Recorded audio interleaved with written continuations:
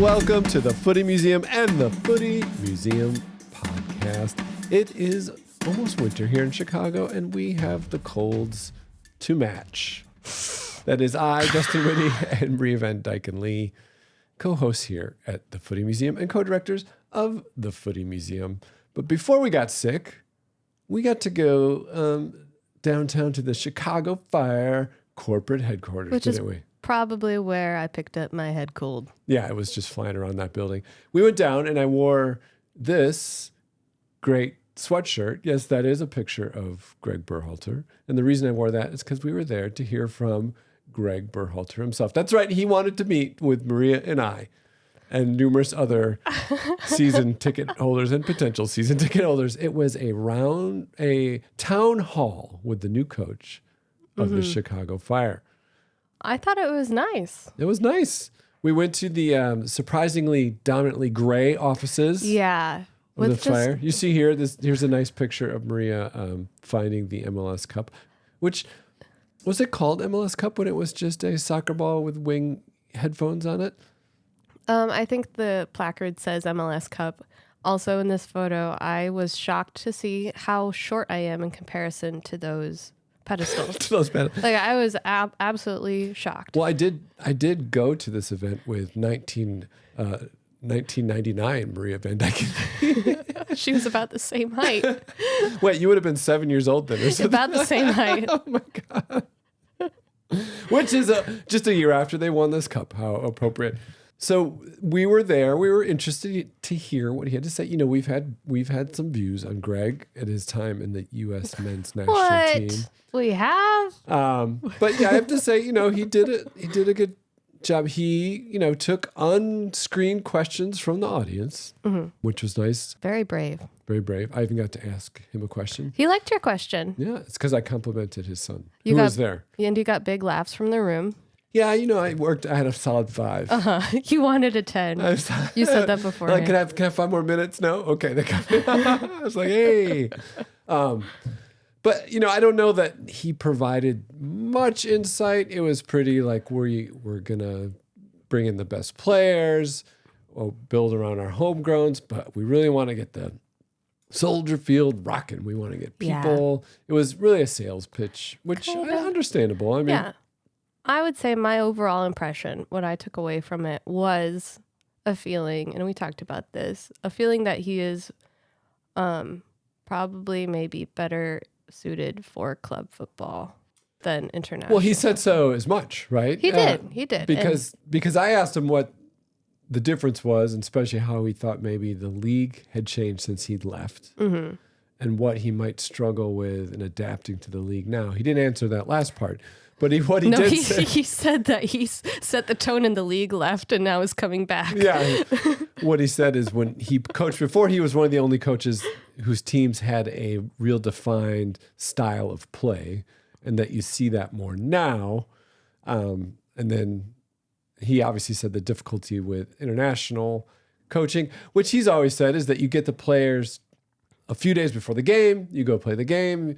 You have to you're rotating players because of availability, and it's never cohesive. You know what I was reminded of when he said that? When he said, I only get the players for 2 days. Yeah. I was reminded of our podcast about old Olympics, where we were like, yeah, the players showed up on the boat, got off the boat, and then played a game. Yeah. I was like, oh, nothing has changed. It like literally changed. Nothing. Except there's a lot more of those breaks, which we'll talk about. The other thing he said that was kind of outside of the, hey, everybody come down to Soldier Field, was he expects big things from Hugo Kuipers next year. He said, I think he'll get 15 to 20 goals. So that was kind of interesting. But we'll see. We'll see Triple G. And then the best part is, as we were leaving, we wanted to get a photo. We wanted to get a photo. We wanted to get a photo with the new coach of the Fire, as we are, against all odds, Fire fans. And so he was quite busy coming out. I'm like, oh, hey, can we get a photo? I hate these situations. Like, I'll take it. And then I was so flustered, I quickly took it. You were nervous. Before you even came around. So it was just me and him. And it's like, The angle is horrible. I'm looking up and squinty. Here you can see. Yeah, you can see it's here. It's a terrible photo. And if you look between our me and Greg's shoulders, I think you see a my blur puffer, of a name tag, my puffer jacket, which is Maria. So I'm sorry, Maria. Well, I forgive you because the universe made that photo absolutely terrible, and you're never going to share it with anyone. We just shared it with everyone. I just put it up on the screen. You're not framing in your that face, photo. Universe. You can't take me down. I will share all my nasty photos. I don't care. Oddly enough, that event was at 7 p.m. on Thursday, the 14th. I believe it's the 14th. Which was the exact same time as the kickoff of the U.S. men's national team against Jamaica in Jamaica for their quarterfinal round of the CONCACAF Nations League tournament, that age-old tournament that only the U.S. has ever won in all 2 of its iterations, 3 of it. I don't know. And I was curious. I don't know if that was intentional or accidental. They probably weren't thinking about it. But if they, didn't want him to watch his old team. But that brings us. There's not a lot. There wasn't much else going on in men's top leagues this week because it was the international break. Now, there were the NWSL playoffs, which were awesome. And Marta, I don't know if you saw Marta's, that was a little later the weekend. Did you see Marta's like total solo run from midfield, juking people who were like choreographed, just sliding out? Just the most amazing clip of Marta for Orlando Pride, just dominating as she led her team to a win. But it was an international break. Again, the third one since September, the last one of the year, though. So there were 2 games. The first, the U.S. men's team played, like I said, was in Jamaica. It's just a 1-0 win. They looked okay, but it was a very uneven pitch down in Jamaica, always a tough place to play. And then they played each other again just a day ago. And it was a much more commanding victory. I believe it was 4-2. And the team looked very fluid, looked like they were having very much fun. In fact, Gregg Berhalter was at that game. He was at that game. Sitting next to Bruce Arena. They were kind of like the cuckolded former coaches. Yes. Like the hall of coaches. What was that? That was a weird, uncomfortable shot of them watching. It's good to see still a fan. Still a fan. Still a fan in spite of everything. Yes, he knows these guys. But like I said, that match was very positive. It looks like a lot of what people hoped Poch would do. But before we talk too much more about that game and what happened, I just want to talk about these international breaks. Because as you mentioned, it's really not that different. And as Gregg Berhalter mentioned, it's really not that different from when teams would just kind of gather a few days before a tournament and play. Except now they're doing it in September, October, and then November. And March and June. But is it worthwhile? Because it is very disruptive to league play. Think about MLS playoffs. A week before their final season game, there was a break. Then they have their final season game, and then playoffs, a 3-game series, building up some momentum because there's quite a few upsets that happen. Then there's another break, and it's almost like it's dropped out of everyone's attention that they pick up again next week. The beginning of the Premier League season broken up by all these breaks. Is it worthwhile? And what's the deal? Well, FIFA, who sets these international match, you've heard of them, match calendars, they have one priority, which is international the integrity of the game. Which is international football and international football dollars. Oh, these aren't all free. I just assumed it was, just gratis. In the spirit of competition. Yes. So, I mean, the objective is very clear. Like, these games are good for international football. And as such, they de-emphasize club football. Are they good for international football? That's what I asked because yes. I recall it used to be anytime the U.S. Men or women played, it was a big deal. Not even too long ago, but definitely when I was younger, that was a huge deal. Didn't matter when the match was. I think part of that was there just was not that much soccer available to watch. So it meant that there would be this match and you could kind of catch up with these players who were playing around the world. But now it seems like they play so much, and in tournaments that keep changing and are made up, there's not as much enthusiasm. Am I imagining that? I actually, I read, and I don't know if this is a 100% accurate source, but since the introduction of the UEFA Nations League and then the CONCACAF, there actually haven't been more games. There's just been fewer friendlies. But I think then what that feeling is because it's not just friendlies, you feel like every game is elevated. Every game is deserving of attention in a way that maybe just a friendly match wouldn't be. But they get less attention. I would say that they get less attention because a downside to the Nations League format is now that UEFA started their Nations League, that means European teams are only playing European teams in these international breaks. Yeah, that's true. Where it used to be, you would have more friendlies or opportunities for friendlies between the U.S. and larger teams. And maybe it's just not as exciting to see the U.S. play Jamaica for the 10,000th time or Honduras. And if there were more regular games where they were playing Holland or England, just to randomly name two of the teams who played in the last World Cup, I think it might draw more attention and might be more beneficial because the other argument, I think if you're a developing side, like Jamaica has improved quite a bit, Panama has, because they are constantly playing the U.S., Canada, Mexico, and they have to raise their game, and MLS has really helped them raise their game. The flip side is the U.S. suffering because they're playing Panama, Jamaica, Honduras. No disrespect to those programs. Like I said, they've grown quite a bit, but they don't have the infrastructure, the player depth, the money of a European side that's going to develop the same quality. Yeah. Well, and things are different in Europe too. Like, they're just so the standards are different. So for what? Soccer.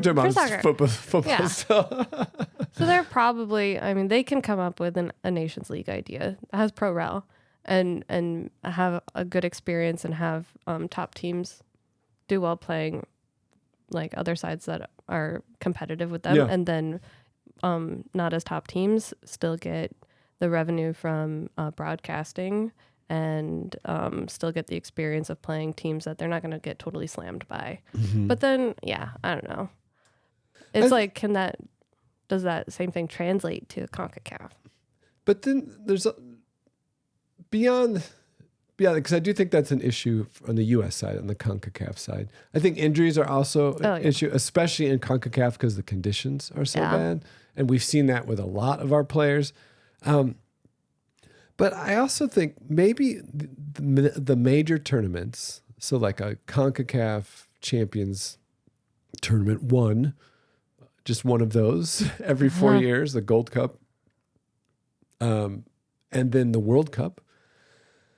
Maybe if it was just that, how exciting would that be? Because it's like, oh my gosh, we have to like assemble a team. It's like Avengers Assemble, and we have to figure it out who's going to play what, and it really then feels like people from the country gathering together to play in this tournament, and there's a playfulness and kind of a uniqueness instead of it international play just being this constant other league, Yeah. I mean, I'm sure people listening would hate that idea, but I don't know. Who knows? I mean, if we're talking about like the presence of international breaks and the purpose, part of the reason they have these set breaks in the calendar is to give ample time for players to recover. Ample time, quote unquote. Because they're obligated to get a certain number of days, an hour. Oh, you mean off. The players who have to travel? Yeah. No, I see that. So but it also extends the seasons though. I mean, when you look at players who are playing with a good international side, not only is their season extended because of the breaks, but then if they go deep into a tournament. Yeah, then they'll play even more games. Yeah, with the World Cup year, I think it took all the way through till last season for some players to recover because they played basically a year straight. It was crazy. But I'm sure if someone pointed out to FIFA what was best for the players and best for the sport, they'd be like, why didn't somebody say something? Oh my gosh. And what? Prices are too high? Nobody said anything. You just have to speak up. We're just doing our best. We just want to give you what you want. More soccer. Yeah. All the time. All day, or every not. day. Just whatever. We're just here to help. FIFA. That's the original slogan. FIFA. We're just here to help. We're here to help. But the truth is I will watch all the breaks anyway. And I do watch all of the U.S. games. And as I mentioned, the second Jamaica game was quite interesting. The team looked more fluid than I've seen them in years. Like playing, there were sequences that you hope to see, that you expect to see from a top league that were at the level of the players we had. There was still some defensive whoopsies in the second half, but it was raining and they were up pretty high.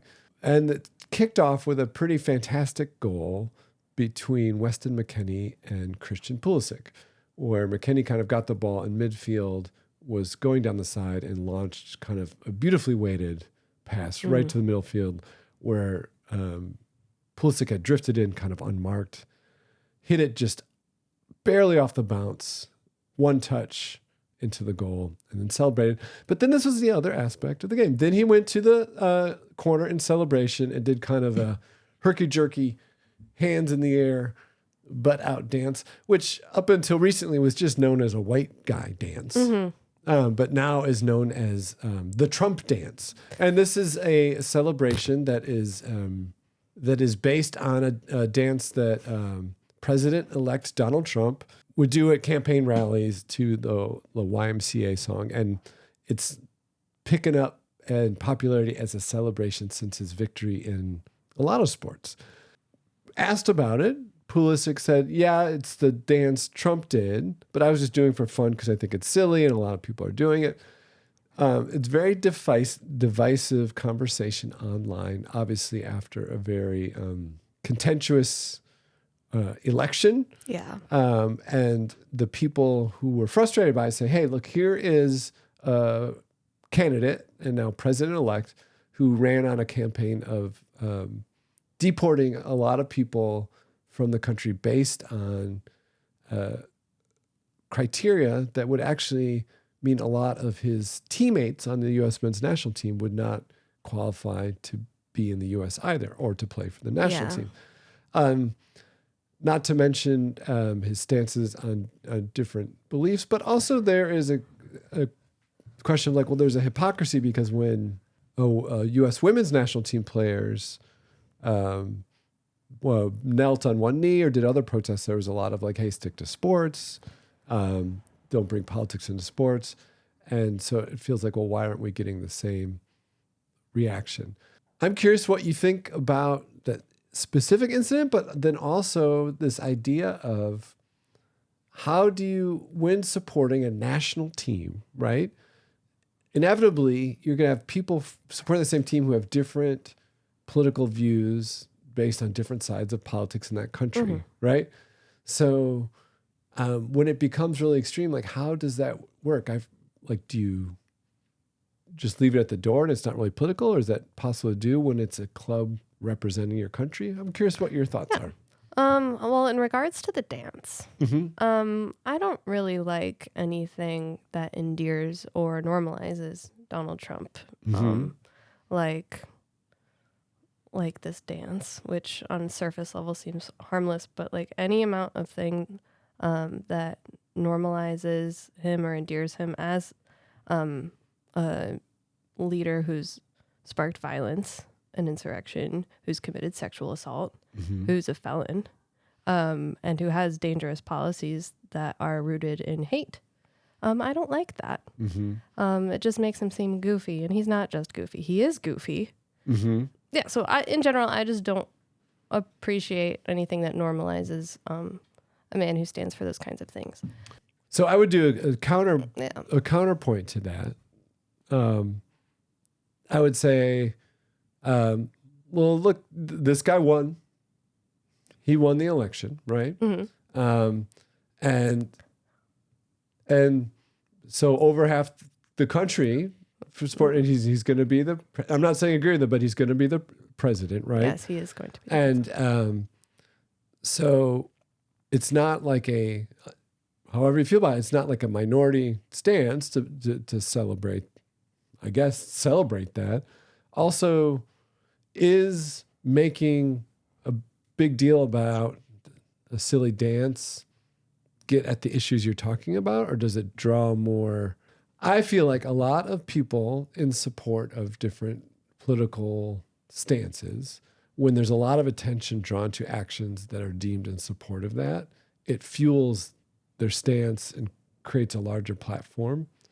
Versus if it's like a 26-year-old kid didn't think about a dumb dance he did, and you let it go, you pull the oxygen away from the political conversation.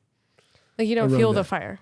You don't feel it, yeah. Yeah. And you also say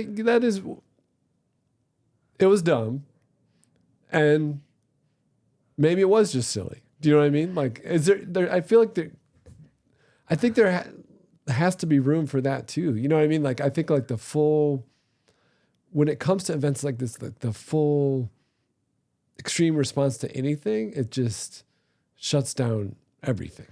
I don't know that saying I don't like the dance you did because it endears this person to the world is extreme to say. Well, yeah, I understand that, and I don't doubt that you feel that way. Yeah. I'm saying if you take him as words like, oh, this is a silly dance, maybe he just doesn't have an understanding of that. And are you saying, well, it's his responsibility? To which I would say, hey, Christian, this is how it made me feel. So you can consider that for the next time you score a goal. Yeah. Like, and if it's his prerogative.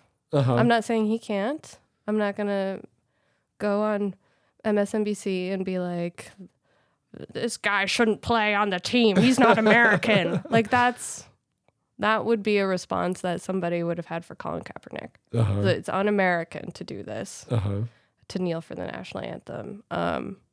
And I wouldn't go as far to say that. Like, I'm just saying it makes me sad. Well, and I think there's a lot of people who echoed that same response and saying it's different than even if like an NFL player because you're wearing the U.S. uniform, so there should be a greater consideration for the broad view. But I think it's a tricky conversation, and I don't know if it's like is making more of it than it is beneficial. What would be making more of what it is? What's that? What kind of thing is making more of it than what it is? Well, I think I would say from the devil's advocate role, right? That it is a meme dance that's going around now, right?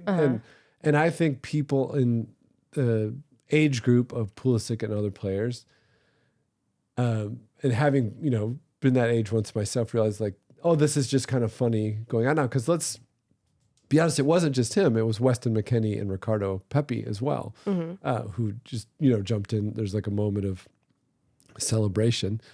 And is it beneficial to dwell and now cast that player as a certain side of a political divide, or just be like, that was silly, don't do that again? Like, well, I'm not going to boycott Christian Pulisic for doing that dance. That would be extreme. Well, why does your shirt say boycott Christian Pulisic for doing that dance? That's exactly what your shirt says. That's why I zipped up my sweatshirt. Oh my God. That's verbatim. And then it has a picture of him with the date. Yeah. I would say there's a lot of things I did at 26 that I wouldn't want to repeat. Yeah. So, I don't know, based on feedback that people would give me. Yeah. So there's that. I don't know. Well, so that happened as well. Yeah. And I do think it's tricky, but I would hope that games like national team games or the sport in general can be moments where you escape I think my biggest issue with it, regardless of where you fall down on the politics, is that space of sport, of the national team. I think it's ideally a space where people can get kind of a reprieve from whatever else they're dealing with in their life, and it should not be. I think it should not be this playground for furthering like kind of cultural clashes. Oh, you know. Well, then here's a question for you. Yeah. Would you be in favor of if they took the knee for the national anthem in protest of violence against Black people?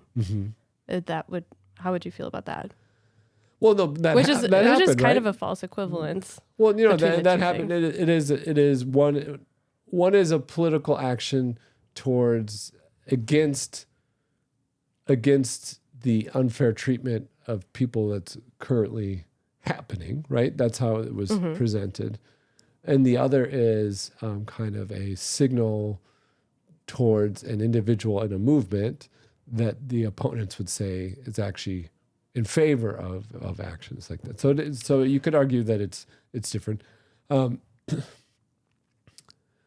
both are still bringing politics into that space. Yeah, and I think that's the tricky question, right? And I think that it's always different when it's your politics that are being brought into the space, when opposed to when it's not. So I think if this was really contrary to how you're feeling, I think there's a sense of like, why is this here? And fairly, not that it's a stance I would have taken, but there were people who felt that way with the kneeling, right? Mm-hmm. So while you would hope that space can escape it, it's really impossible to, because it's made up of people who live in society, right? Yeah, it's not a vacuum. But I guess what I would argue is I don't know if it's ever. Well, I don't know. I don't know the efficiency of it or how effective it is. Like how long, like the Premier League has taken in. A lot of leagues continue kind of broad, general political statements like "Don't bully" or "End racism" without specifics. Like there's just like a slogan. Yeah. And I don't know that really has any. It just becomes like another banner like on a the corporate. game. Yeah, it's just so I don't. It's tricky. I've been thinking a lot this month about what is wasted energy in terms of whatever action you're trying to take in society and what is beneficial. Mm-hmm. And I think I'm actually at the point that, really the level of reaction and discussion surrounding events like a athlete's celebration or action, I think is wasted energy. I don't think it actually leads to any sort of movement one way or the other, but it does expel people's drive and desire to enact whatever change they want or whatever. So it's a difficult thing because it's like, how do you draw a line on what, if you have strong feelings about something, there's a feeling like I should react at 100 all the time because that's how I feel. But then you also know that burns you out, right? And it also burns out the receptors of people who are maybe on the other side of a discussion. I think also like false equivalencies, like kneeling for Black Lives Matter versus doing a silly dance. Yeah. Like those aren't the same thing. Like we're just talking about two kind of political things that happen in the realm of soccer. But for anybody who would seriously equate the two, not just not compare them, but equate the two, that would definitely be wasted energy. And I do, regardless of him being aware of what it is or tied to, I do feel like he decided in that moment to do that. I don't think he was like a premeditated. Hey, maybe he just dances like that. Maybe he does. It is the white guy wedding dance. Like I wasn't convinced it was the thing until he said that it was. I think for me, it is more of just a personal response, like kind of a therapy confrontation. Like when you did that, it made me feel like this. Yeah, being aware of like. So should you support a national team because of the conflicted nature?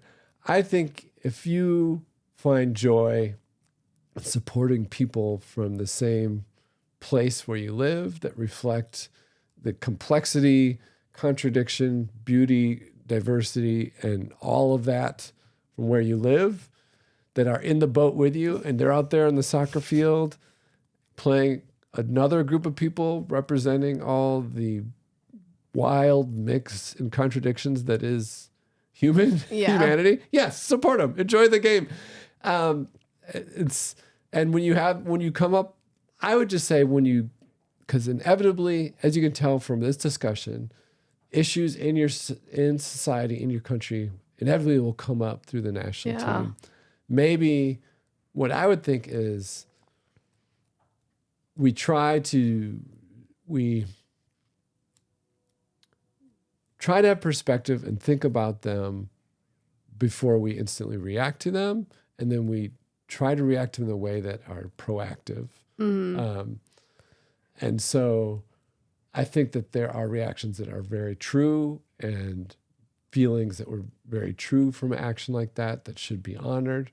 And I think that those true feelings and reactions are not necessarily honored by hot take reactions. Yeah, knee-jerk stuff. Yeah. I always come back to, people aren't governments. Governments do stuff that they're going to do. Yeah. Like, I certainly don't support all of U.S. policy. Even when it's made by former head of World Wrestling Federation? I don't support all U.S. policy under any administration. Yeah. There's always going to be things you disagree with. Yeah. And people who make up a soccer team are individuals with their own sets of complex beliefs. And people aren't governments. And so when it comes to other national teams too, from countries that maybe you have sour feelings about or big disagreements with, people Canada, exactly. The maple syrup cabal. I had one of those this morning. Delicious. But was it Canadian maple syrup? It was. It was a Canadian maple syrup cabal. It's like a bath ball. Sorry. I ruined your point, but it was delicious. Yeah. I don't know. People are people. Governments are governments. It's not the same thing. People are people. Governments are governments. So yes, go support your team and if someone does something dumb from that team, it wasn't the whole team. So don't stop supporting. Or do. I don't know. It's just a game. It's just a game. Are people really saying they're not going to support because of the stupid dance? I think there's some people who I've just online have read that, they prefer just to stick with the women's national team because they don't feel welcome in that space if no one's going to react to that. And I'm sure there's people who felt that way when there was... That's when you place a phone call and say, when you did that, it made me feel this way. And that's the end of that. Just call the Potch hotline. You gotta take a swing at the Potch. The Potching bag. Yeah. Oh. Yeah. That's pretty good. Did you come up with that? The Potching bag? Yeah. No, I think maybe I did because people are still so in love with him. They haven't come up with negative You heard it here first, people. That's right. A real potch in the face. All right. So we'll be back in a couple weeks. And until then, check out our website and follow us on social medias at the Footy Museum. And we are also now on Blue Sky. So you can find us on Blue Sky along with the rest of the entire soccer world who just decided up and move over there this past week. So it's just fickle. It's fickle. So fickle. Every couple months, just a new social media Jump platform. between threads, Blue Sky. Yeah. MySpace. Back on MySpace, people. The soccer. There'll be blue threads. There'll be Thread Sky. All right. So that is it's kind of the story of football. Not really. It's the story of this week in football. Yeah. All right. Bye. The soccer kind.